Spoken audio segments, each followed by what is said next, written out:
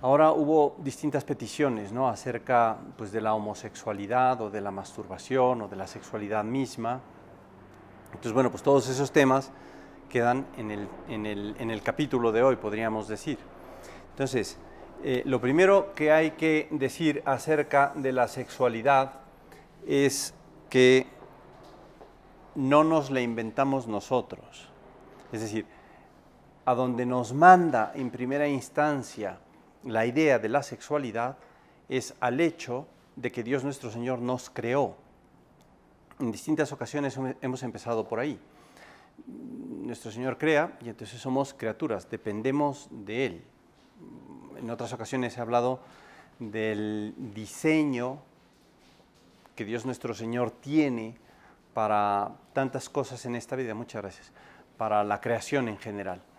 Bien, bueno, pues si vamos al libro del Génesis, ahí dice que nuestro Señor creó el cielo y la tierra y va hablando poco a poco de pues, las distintas realidades que nos rodean. Dentro de esas realidades, en algún momento dice nuestro Señor, como que se detiene, es muy bonito, cómo pues, se detiene en una creación continua. Nuestro Señor va una cosa detrás de otra, detrás de otra, detrás de otra, y de repente como que pues, hay una especie de consejo divino. Y dice, bueno, a ver, espérense, ahora vamos a crear al hombre a nuestra imagen y semejanza. Eso ya pone al hombre en una dignidad altísima, mucho más alta de toda la creación. O sea, da la impresión de que todo lo que sale de las manos de Dios es un poco pues ir lanzando por ahí, ¿no? Pues especies animales, millones de especies animales, ¿no? Vegetales, ¡pum!, millones de especies vegetales. Y de repente, ¡pum!, nuestro Señor no creó millones de hombres como pues, todas las especies animales, una vez más, sino que lo creó uno. Cuenta el libro del Génesis que una vez que creó a Adán, le presentó a todos los animales. Entonces iba trayendo uno, otro, y Adán les iba poniendo nombre. Una vez que terminó, cayó en la cuenta, no era difícil, no se necesitan más de dos dedos de frente, ¿no?, para darse cuenta de que no tenía compañera. Pues aquí no hay nadie para mí. Entonces cuenta que Dios lo puso en un profundo sueño, le sacó una costilla y de ahí creó a la primera mujer. De manera que en cuanto despierta Adán, dice, esta sí es carne de mi carne, hueso de mis huesos, ¿no? Y la encuentra como compañera suya, como alguien que lo complementa. Es decir, en cierto sentido, la creación no estaba terminada si el hombre no tenía compañera, si el hombre se quedaba solo. Dios nuestro Señor quiere que vivamos en sociedad, eso pues me parece que lo habrán oído en muchas ocasiones. Quiere concretamente que el ser humano sea sexuado y se complemente. El hombre complementa a la mujer y la mujer complementa al hombre. Bien, de manera que, y en ese momento se anota en el libro del Génesis, como por lo demás, para todo lo que va creando el Señor, que vio que era bueno. Creó una cosa y vio que era buena, y otra cosa y vio que era buena, y luego vio que todo era muy bueno. De manera que decía, pues lo primero es remontarnos al Génesis y darnos cuenta de que la realidad del sexo es buena o muy buena.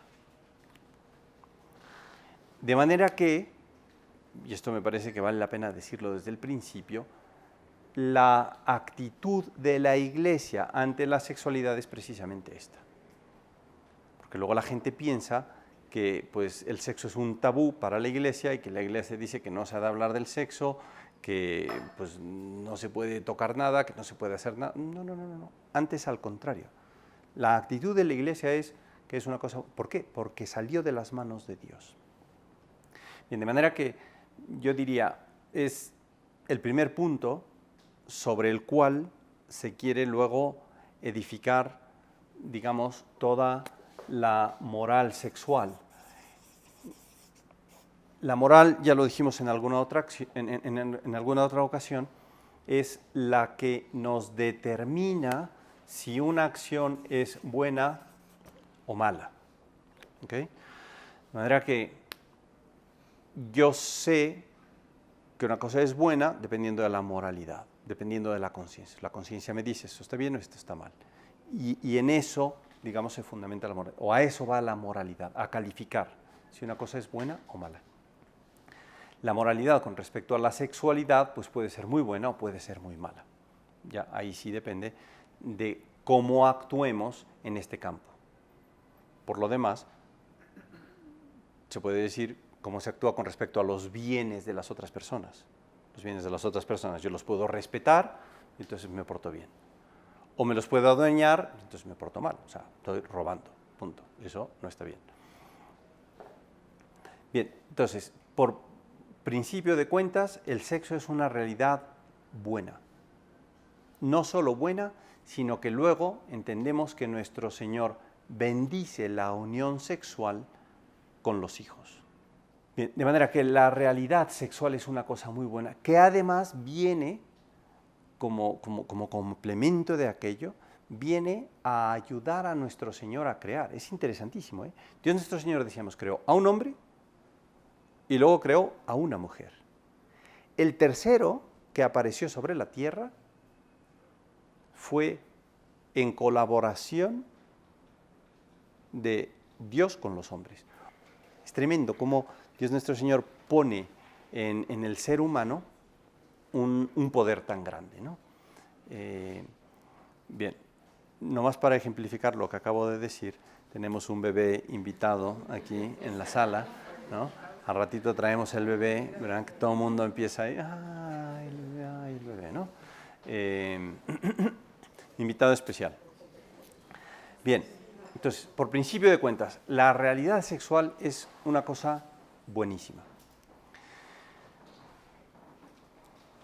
Ante el tema de la moralidad acerca de los actos sexuales, antes de entrar a eso, me parece a mí que es preciso decir que de cara a los distintos principios morales, van teniendo como distinta profundidad.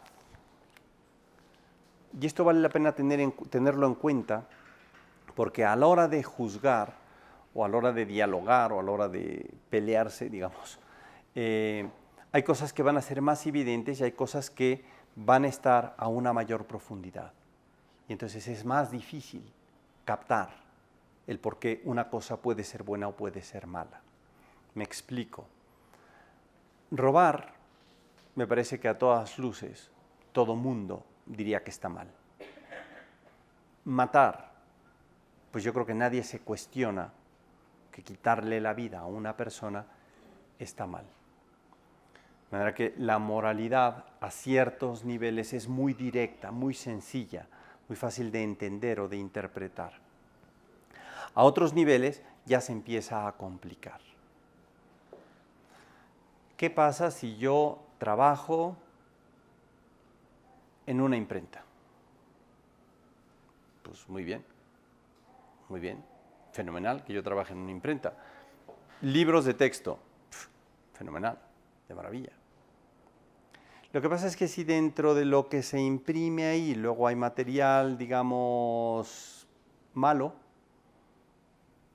no sé, pues porque pueda ser pornográfico, porque pueda ser subversivo, porque pueda ir en contra de la política, porque pueda, qué sé yo, bien, pues ahí se plantearía en qué medida estoy yo cooperando al mal de aquello. Entonces yo podría no estar haciendo ningún mal, pero involucrándome en aquello, tal vez me puede entrar cierto cargo de conciencia de si estoy obrando bien o mal. Y eso ya no es tan fácil calificarlo. Ya se va a una profundidad en la cual ya no es, digamos, tan directo el principio moral que uno puede, digamos, concluir. Ante esta profundidad de principios morales, es preciso, y aquí es donde también vale la pena tener en cuenta que muchas veces podemos entretenernos en pláticas o discusiones en las cuales no se llegue a hacer la luz, no se haga luz, ¿no? Porque estamos tratando de llegar a este principio y resulta que la persona pues no pasa de este, ¿no? Entonces, claro, si no pasa de este, olvídate que llega aquel. ¿A qué me refiero? A que se necesita cierta rectitud de vida para captar con profundidad. Les cambio un poco el tema. Nadie que esté estudiando primero, segundo, tercero, sexto de primaria pretende que los niños resuelvan integrales, cálculo diferencial integral, trigonometría. Nadie lo pretende, porque es que no le da la cabeza para aquello. Si eso se entiende, más o menos se podrá entender que en el mismo contexto se puede entender que una serie de principios morales no son producto de la inteligencia o de luces para llegar a captar aquello, sino de rectitud de vida. Ya hablamos de la conciencia en otras ocasiones y decíamos que la conciencia también descubre lo que está bien y lo que está mal, ¿no? Descubre la verdad o la falsedad de la bondad o maldad de una acción.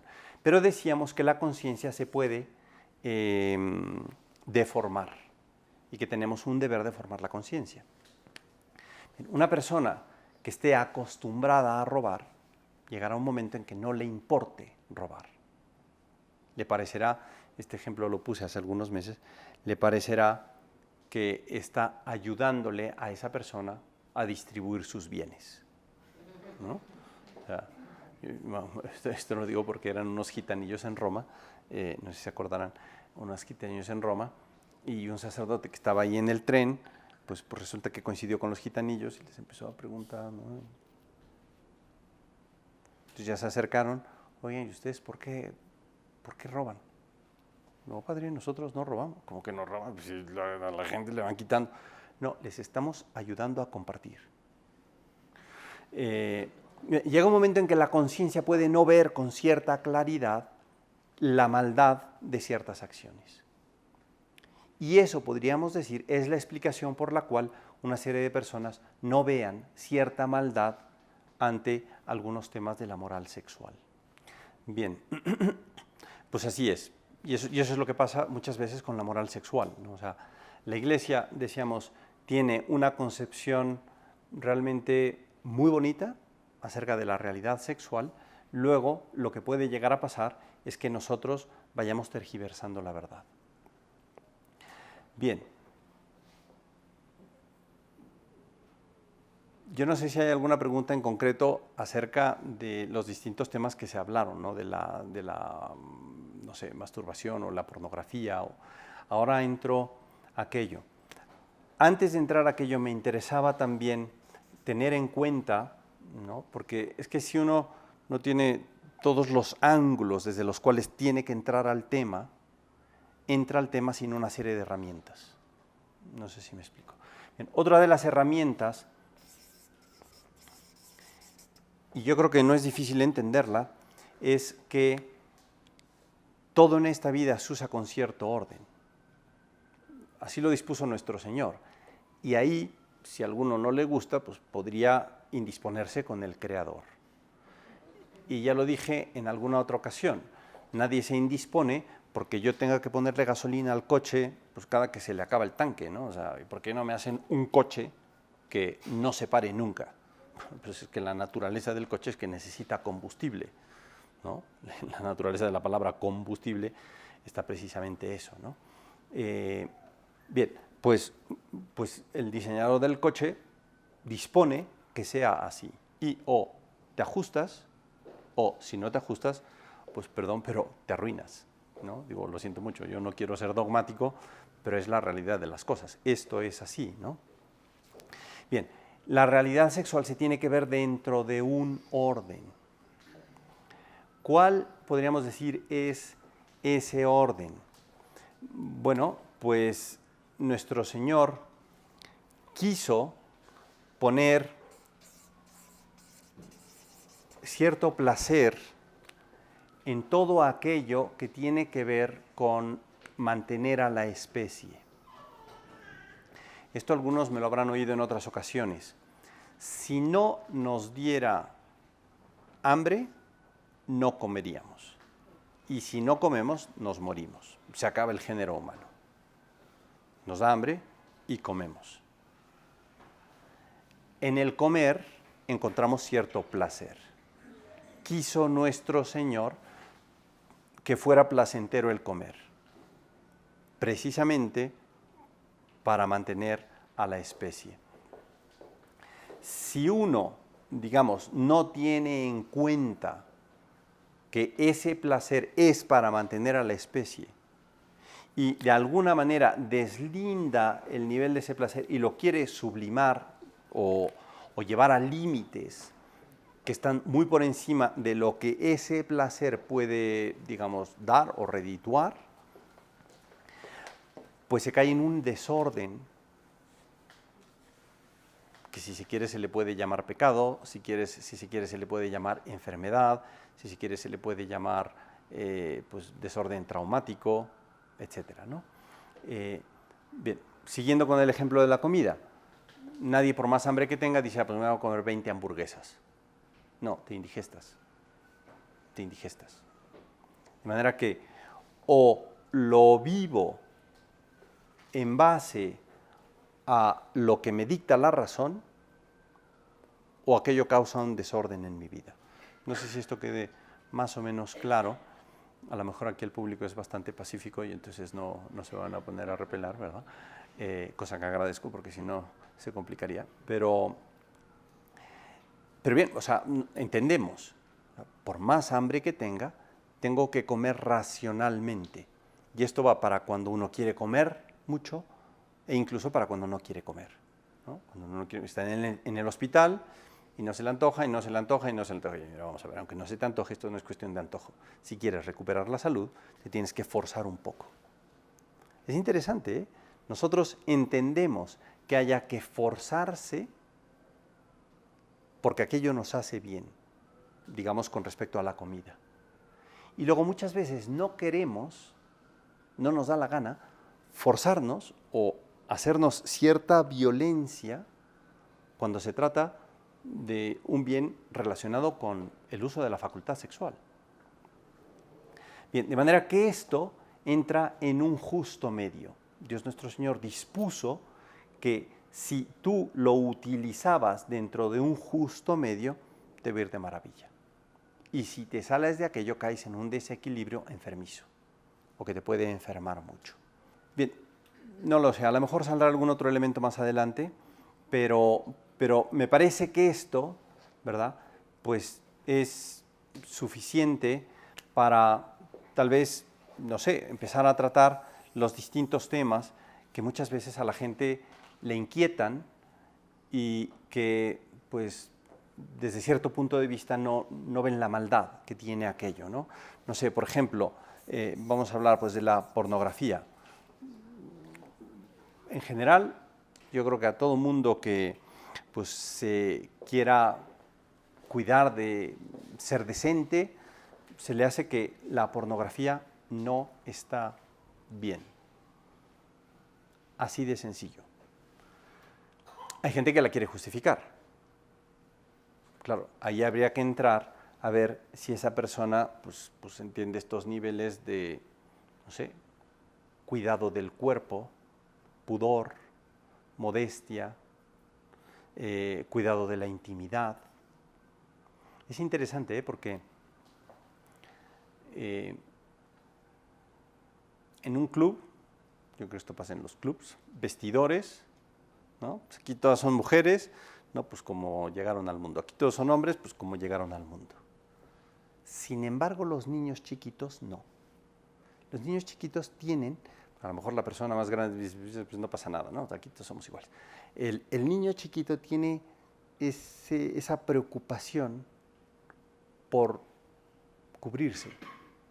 Eso es a lo que se le llama pudor o modestia o el cuidado de la intimidad, que nos quedó también a raíz del pecado original. Nuestro Señor, todo lo que creó, decíamos, fue muy bueno, de manera que el cuerpo humano tiene una belleza dentro de él. Y Adán vio a la mujer, digo, pues Señor, te quedó mejor que yo, o sea, definitivamente. Porque en eso sí hay que decir que las mujeres les quedaron mejor que a los hombres. Es cuestión de ver al público aquí presente, ¿no? Bien, pues a raíz del pecado se destruyó esa armonía, ese balance por el cual uno veía la bondad y la belleza de lo que Dios había creado y lo convierte en concupiscencia, en desear, decíamos, desordenadamente ese bien que creó nuestro Señor, la belleza de esa persona, desearla placenteramente y no racionalmente. Bien, de manera que podríamos decir, esa es la raíz de lo que lleva a la pornografía. El empezar a descuidar el pudor, el empezar a descuidar la modestia, empezar a descuidar pues, ese respeto a la intimidad de la persona. Cuando uno, decía el niño chiquito, lo tiene claro, se cubre. Cuando uno empieza a no tenerlo claro, y esto pasa muchas veces a medida que crecemos, porque le vamos dando menos importancia, porque nos vamos acostumbrando, porque vamos un poco reconfigurando la conciencia, llega un momento en que decimos, bueno, pues tampoco está tan mal, o no está mal. No está mal exponer o exponerse en ciertos contextos. Si bien es cierto que no está mal exponerse en ciertos contextos, concretamente el matrimonio, el marido y la mujer, no tiene absolutamente nada malo, ya decíamos que es una cosa muy buena, que Dios creó cuerpos con una bondad y una belleza para que se atrajeran sexualmente. Bien, pues si bien eso está bien y está dentro de un orden, o sea, hasta aquí sí, si te pasas de aquí, pues ya es otra cosa, ¿no? Entonces, ¿qué pasa pues con la pornografía? Es una industria. Entonces una persona dice, bueno, pues yo voy a sacar dinero de esto, ¿no? Y ese intentar o buscar sacar dinero de aquello es un desorden. A mí me queda muy claro. Bien, otro gran tema, pues no sé, porque lo pusieron en la lista de temas, ¿eh? Yo voy conforme a lo que me van pidiendo, ¿eh? Bien, en la lista de temas decían, bueno, padre, ¿por qué no nos habla un poco de la masturbación? ¿Qué tendría de malo la masturbación? Pues si nos ceñimos al orden que Dios nuestro Señor estableció, yo creo que es muy fácil llegar a la conclusión. Decíamos que el placer para la comida está muy bien porque entonces yo sobrevivo o me mantengo vivo. Ahora que pues yo utilizo la comida racionalmente, cuando no debo de comer de más, no como de más, cuando algo me hace daño no me lo como, cuando necesito restablecer la salud, como. Bien, pues el sexo se tiene que utilizar también, podríamos decir, dentro de ciertos parámetros. Y si uno se sale de esos parámetros, cae en cierto desorden. Aquí pasa, ya lo he dicho en otras ocasiones, ¿no?, que normalmente encontramos una función para cada cosa. Aquí hay cámaras, pues filman, ya sea que filmen o saquen fotografías, ¿no? Tiene distintas funciones. Los sillones, pues se pueden sentar 2, 3, 4 personas, si se aprietan un poco, o una sola persona. Estos sillones tienen la función de una persona, aquel otro de 3 o 4. Y así sucesivamente, ¿no? Una botellita, pues para contener agua o coca o lo que se quiera. Bien, pues la facultad sexual tiene una serie de elementos característicos o esenciales para los cuales fue creado o para los cuales Dios nuestro Señor los puso. El sexo causa placer, ya lo dijimos. Lo que pasa es que hay que entender que la facultad sexual tiene más de una función. Y claro, cuando uno utiliza una sola función, pues dejando las otras fuera, aquello se queda incompleto. Si uno utiliza todas las funciones o lo utiliza plenamente, entonces aquello es muy satisfactorio y no hace ningún mal, porque decíamos que salirse de los límites es enfermizo. Entonces el sexo, a reserva de que ustedes puedan colaborar con los distintos puntos, y no es que yo lo tenga así perfectamente clasificado, pero es efectivamente para buscar placer, o produce placer, sin duda. Tiene un fin unitivo.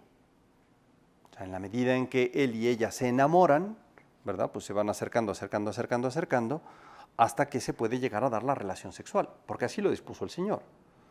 Pues muy bien, se quisieron, se quisieron, se quisieron, se quisieron, al grado de que se unieron. Bueno, pues tiene un fin unitivo, que los lleva a quererse más, a que el cariño crezca. Un fin unitivo es una realidad de amor, es un modo de expresar el cariño, el amor que se tienen, sin duda, porque luego muchas veces la gente, ya me estoy saliendo, pero bueno, la gente dice, no, padre, es que nos queremos, saltándome un poco a las relaciones prematrimoniales, ¿no? O a las relaciones pues con distintas personas, ¿no? No, padre, es que nos queremos, ¿qué tiene de malo? Nos queremos. Hombre, sí, está muy bien. Si nos queremos, y es un modo de manifestar el cariño que nos tenemos, sin duda. O sea, ahí no nos vamos a pelear. Yo estoy totalmente de acuerdo. Cuando hay cariño, puede haber esa relación sexual. Lo que pasa es que estás viéndolo muy parcialmente. Te faltan elementos. Y decía, pues es unitivo, es efectivamente una manifestación de cariño, una manifestación de amor, como ustedes entienden muy bien, es el modo en el que los bebés vienen a la tierra, ¿no? Es el modo en que nosotros cooperamos con nuestro Señor para que haya más personas sobre la tierra. Ahora, aquí el punto es, o yo tomo todo el paquete, o me quedo en rines. O sea, nadie que compre un coche, dice, ¿sabe qué? Démelo sin llantas, porque yo lo quiero así achaparrado. No, o sea, vamos a ver, no sea usted absurdo, no sea ridículo. Así de sencillo. Y podríamos poner ejemplos absurdos como ese, todos los que quieran. Es que viene con todo y esto. No, es que yo solo quiero esto. No, pues usted quiere otra cosa, ¿no? No tiene que ver nada con lo que yo le estoy ofreciendo. Bien, pues la realidad sexual, para entenderla dentro del orden que Dios, nuestro Señor, dispuso, es decir, omnicomprensivamente, si se quiere, completamente, pues hay que entender que si uno la utiliza, la facultad sexual, pues debe de buscar amor, cariño, donación. ¿Por qué? Porque la realidad sexual puede buscarse por negocio, y ahí ahora me estoy saltando a la prostitución, puede buscarla por negocio, o sea, por dinero, pero lo interesante es que la realidad sexual es tan amplia como la palabra amor muchas veces, si se quiere, ¿no? Entonces, vamos a hacer el amor. Vamos a hacer el amor, vamos a tener relaciones sexuales. Aquí no hay ni pizca de amor, ni pizca de cariño. Si nos pusiéramos a hablar del amor, yo creo que, o lo definiéramos, yo creo que llegaríamos a la conclusión de que el amor implica donación, darse. No hay amor sin que una persona se dé. Es que estamos haciendo el amor. No, no estás haciendo el amor. O sea, no te estás dando, te estás buscando. Estás buscando tu propio placer. Y ahí, creo yo, descalificamos la prostitución. No es amor. Entonces, volviendo a la realidad sexual, es amor, es unitivo, es procreativo, el acto que Dios nuestro Señor dispuso por las diferencias sexuadas del hombre y de la mujer. Entonces, si yo busco uno solo de los distintos objetivos que Dios nuestro Señor le puso a la facultad sexual, algo sale mal. Insisto, como el coche sin ruedas, ¿no? A mí me encantó el coche, pero ¿sabe quién no le va a poner gasolina nunca? Eres un inútil, no te va a servir para nada, ¿no? Bien. De manera que, bueno, pues salté un poco pues, a la prostitución. ¿Qué otra cosa dije? Las relaciones prematrimoniales que van por ahí. ¿Qué pasa con estas realidades? Uno está buscando facetas aisladas de la realidad sexual, y buscar facetas aisladas de la realidad sexual, pues lleva ya cada uno que le ponga nombre, como decía, a enfermarse, a vivir desmedidamente una serie de pasiones. O sea, la pasión sexual se puede desbordar. yo creo que no he hablado de las pasiones en algunas otras ocasiones, pero la pasión es algo que puede ser muy bueno dentro del hombre. O sea, en un deporte uno puede ser perfectamente apasionado, ¿no? Y lo vemos. Cuando un futbolista no deja la pelota, cuando un tenista va por aquello, ¿no? Cuando se empeñan. Esa pasión es muy buena. La pasión misma puede ser muy mala también. Cuando uno deja que la pasión por el sexo crezca, se convierte en un gigante que nos aniquila. Hace varios años me pidieron en una escuela, estaba yo trabajando, me pidieron oír, yo creo que era audio, no creo que fuera video, yo creo que era un audio. A lo mejor algunos de ustedes conocerá el caso porque alguna vez que lo mencioné, una persona inmediatamente sacó su teléfono, empezó a googlear, ¿no? Sí, padre, se llamaba fulano de tal, ¿no? Entonces, porque es un caso en los Estados Unidos. Empiezo por el final. Un día por la noche le tocan en la puerta a un sacerdote. Oiga, padre, queríamos ver si usted podría atender a fulanito. Pues, no se preocupe, no es ahorita. Entonces, ¿para qué vienen ahorita, no? Pues, sí. Bueno, entonces lo vamos a arreglar todo. Y ya se explican. Fulanito estaba en la cárcel y había pedido ver un sacerdote. Entonces, pues, ellos arreglan todo, quiere decir los permisos para entrar a la cárcel. Efectivamente, llega el sacerdote, entra, empieza a hablar con esta persona, tiene una sesión, otra. Este cuate le cuenta toda su historia y el punto es que no tenía mucho tiempo de vida, es decir, lo habían condenado a la silla eléctrica. Y claro, pues se le acababa la vida a esta persona, ¿no? Se llegaba la fecha, el sacerdote había hablado con él, lo había preparado para bien morir, aquel se había confesado, etcétera, etcétera. Y un par de días antes o así de la ejecución, el sacerdote le pide si él puede dar su testimonio para que se grabe. Pues sí, padre. Entonces ya organizan todo, entran a la cárcel con grabadoras y demás, y el cuate cuenta su historia. Ya conté el final, decía, pues lo van a matar, lo van a sentar en la silla eléctrica y se le acaba la vida a este hombre. Entonces cuenta, es impresionante, a mí se me ha quedado muy grabado, porque este hombre no era lo que uno podría llamar un degenerado sexual, no, ni de lejos. Antes al contrario, era un muchacho decente. Va de camino a su casa y pues ahí por la esquina del ojo, ¿no?, ve dentro de un basurero una imagen que pues le llama la atención, ¿no? Es una revista. Para su desgracia, pues saca la revista y le empieza a hojear. Y ahí el amigo pues se empieza a aficionar a la pornografía. Como decía, es un gigante, la pasión es un gigante que nos puede matar. Entonces empieza a aficionar a la pornografía. ¿Qué pasa? Que esa pasión sexual puede ser satisfecha cuando llega a este límite, digamos, con esto. Pero claro, si uno le da más a la pasión sexual, crece. Y entonces necesita esto. Y luego esto. Y claro, uno quiere, pues, no sé, vamos a decir, ver una vez a la semana, ver todos los días de la semana. De ver, pues, no sé, 2 o 3 imágenes, pasar a ver horas. Ustedes saben que la industria de la pornografía es grandísima en todo el mundo. Es tremendo, o sea, son millones y millones y millones. ¿Por qué?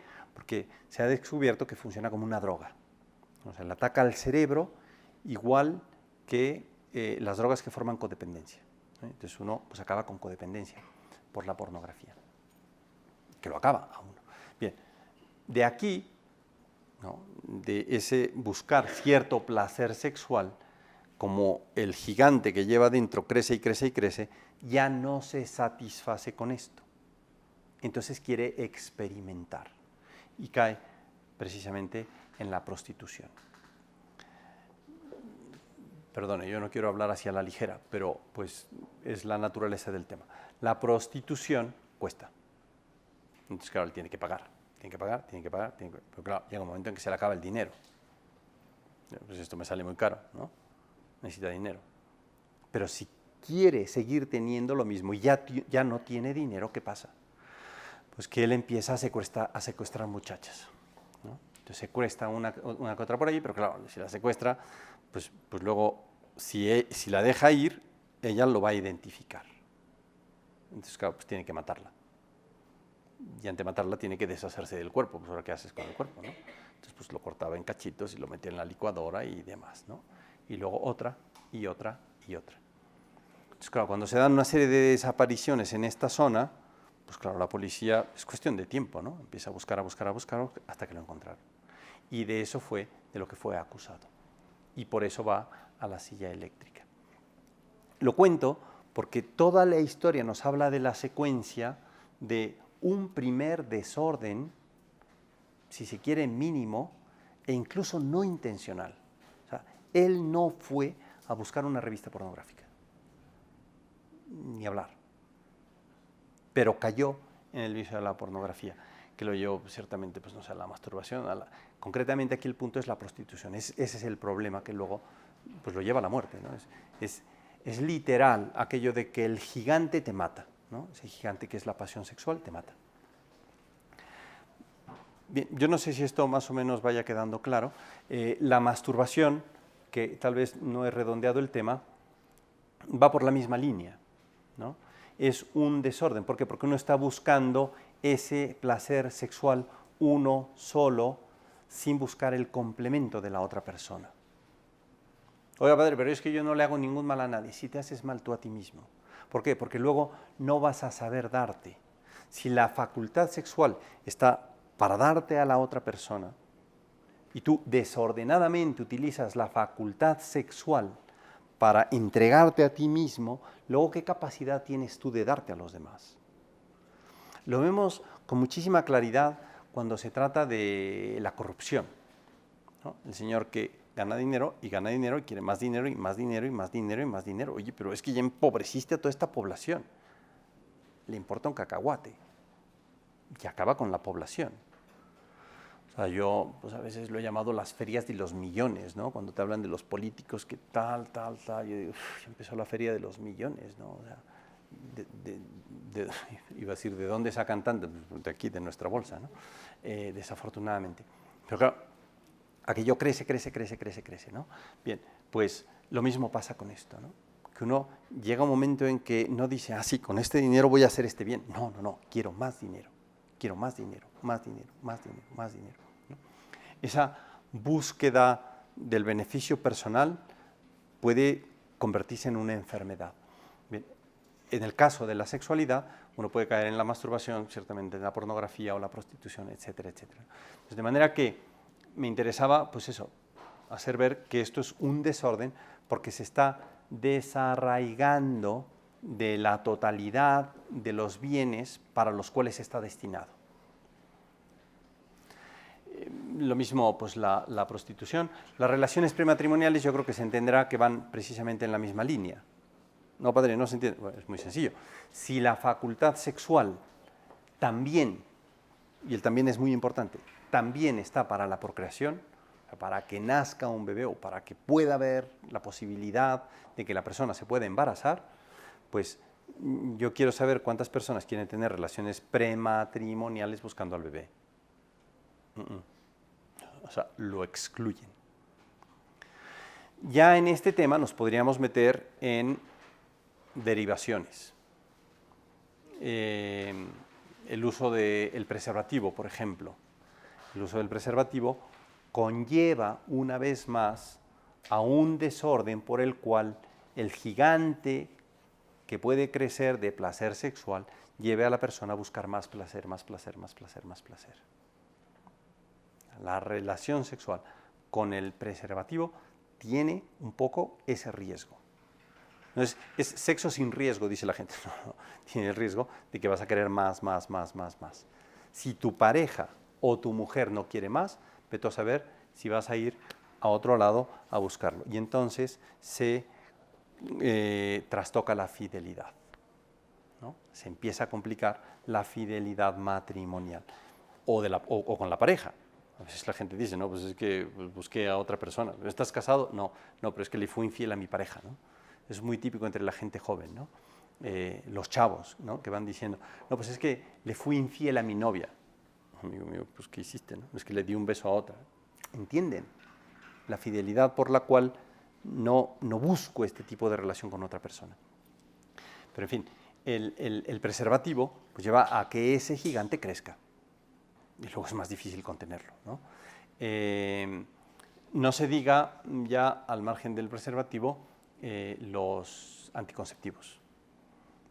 Los anticonceptivos, el otro día hablaba yo con un médico que me decía, no, padre, pues yo durante mucho tiempo he usado anticonceptivos. Y vamos a ver, o sea, tú sabes que tiene riesgos para la salud.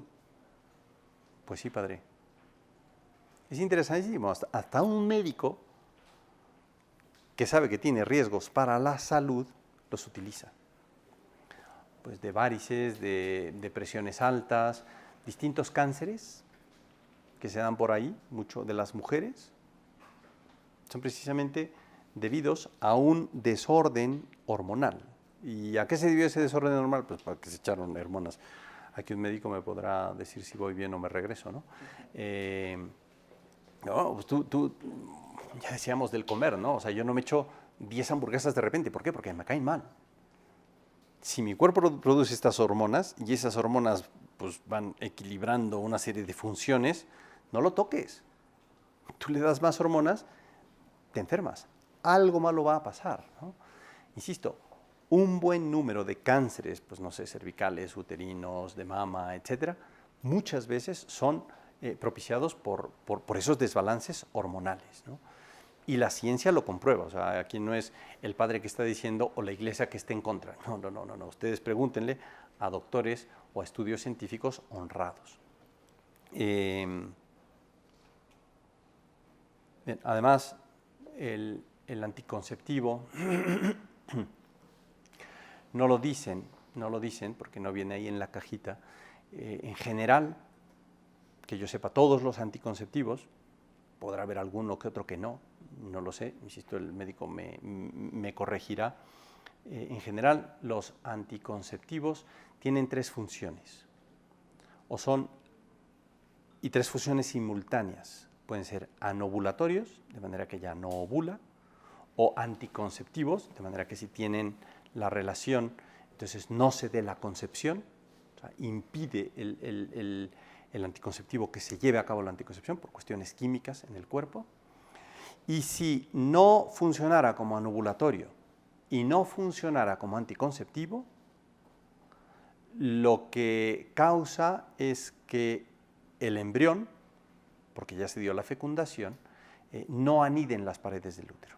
Entonces previene la anidación, de manera que actúa, o el tercer método de acción actúa como abortivo. Son microabortos, ¿no?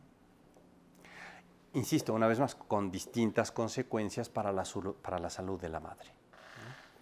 No se diga la píldora del día siguiente, ¿no? Que, bueno, incluso ha matado gente. Yo, alguna vez lo he dicho, viví en Australia, la IU486 o la RU486, me parece que se llamaba, o se llama, que es la píldora del día siguiente, RU486 me parece que es, aprobada en los Estados Unidos.